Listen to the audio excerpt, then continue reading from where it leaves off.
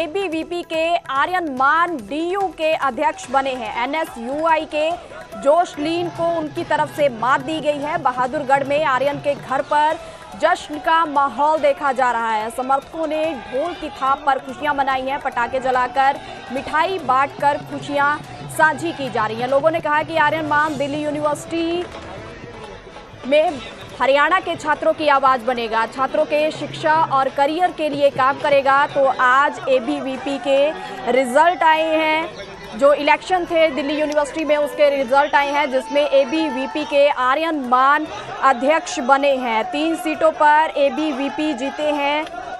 तो ये तस्वीरें सामने आई हैं जिसमें आर्यन मान को देखा जा सकता है। तो ये तस्वीरें सामने आई हैं जिसमें एबीवीपी के जो लोग हैं, समर्थक हैं, वो खुशियां मनाते हुए दिखाई दे रहे हैं।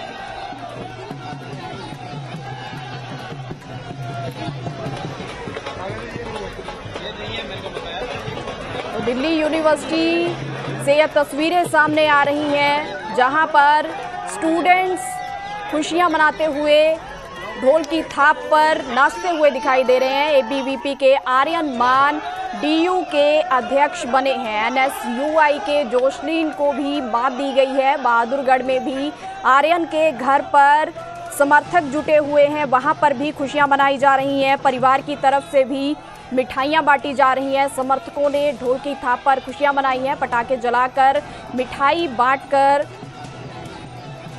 अपनी खुशियों को साझा किया जा रहा है। तो लोगों ने कहा है कि आर्यन मान दिल्ली यूनिवर्सिटी में हरियाणा के जो छात्र हैं उनकी आवाज बनेंगे, छात्रों के शिक्षा और करियर पर काम किया जाएगा। तो आर्यन मान, जिनको लेकर हमने पहले भी देखा था कि मासूम शर्मा भी उनके समर्थन में आए थे, उनकी तरफ से भी वोट के लिए अपील की गई थी। वहीं पर संजय दत्त की तरफ से भी वोट के लिए अपील की गई थी। तो आर्यन मान जो कि आज जीते हैं, दिल्ली यूनिवर्सिटी के रिजल्ट आए हैं जिसमें आर्यन मान ने जीत हासिल की।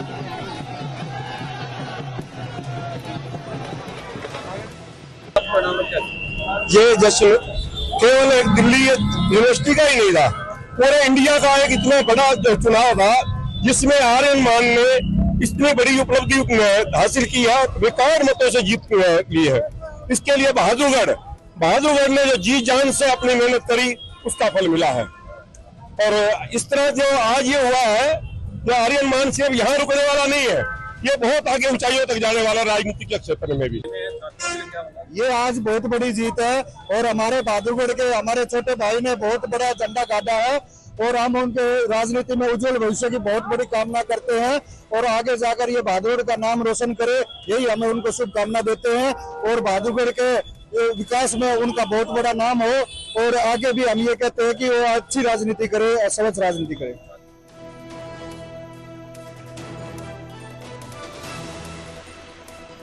तो अधिक जानकारी के लिए मेरे साथ मेरे सहयोगी प्रदीप धनखड़ फोन लाइन पे हैं। प्रदीप, क्या कुछ जानकारी है?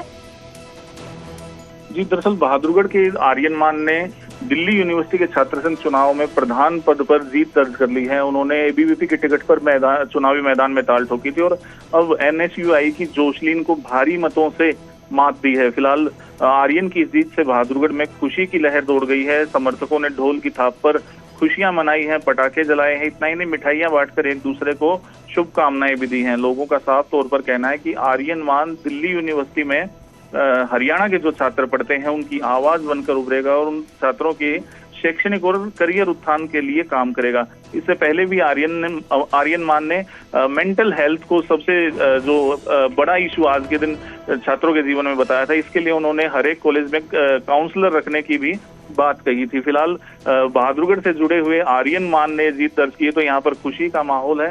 मैं आपको बता दूं कि आर्यन मान जो है दिल्ली यूनिवर्सिटी के होनहार छात्र हैं और दिल्ली के हंसराज कॉलेज से स्नातक करने के बाद फिलहाल आर्यन लाइब्रेरी साइंस में पोस्ट ग्रेजुएशन कर रहे हैं।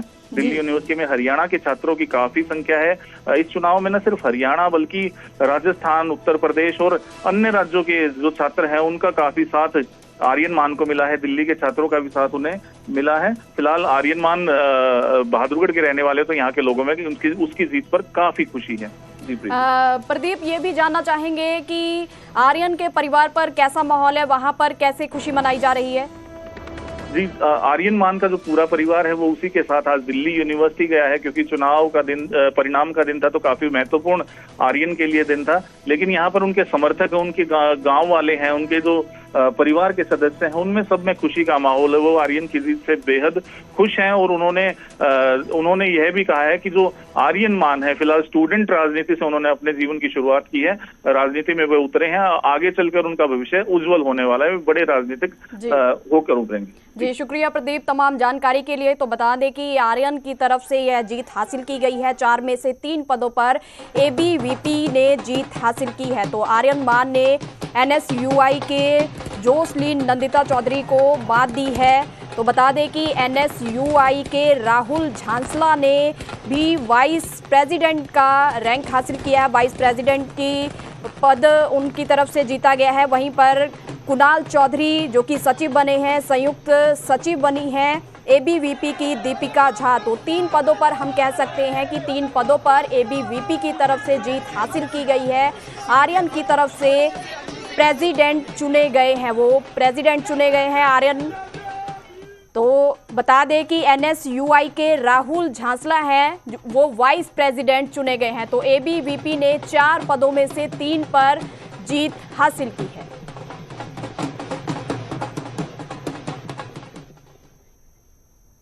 अब आगे बढ़ते हैं और बात करते हैं गुरुग्राम की प्रॉपर्टी डीलर के ऑफिस पर फायरिंग का मामला सामने आया है। डीसीपी हितेश यादव का बयान सामने आया है।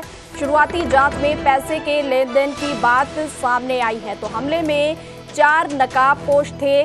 सोशल मीडिया पोस्ट की भी जांच की जा रही है। वारदात में काफी राउंड फायरिंग हुई है। इस पूरी वारदात में काफी राउंड फायरिंग की गई है। सीसीटीवी फुटेज को भी कब्जे में लिया गया है। बता दें कि प्रॉपर्टी डीलर के ऑफिस पर नकाबपोश बदमाशों ने 30 राउंड फायरिंग की थी। फायरिंग के दौरान ऑफिस में मौजूद कर्मचारी बाल बाल बच गए। गैंगस्टर दीपक नंदल ने कथित पोस्ट डालकर फायरिंग की जिम्मेदारी ली है।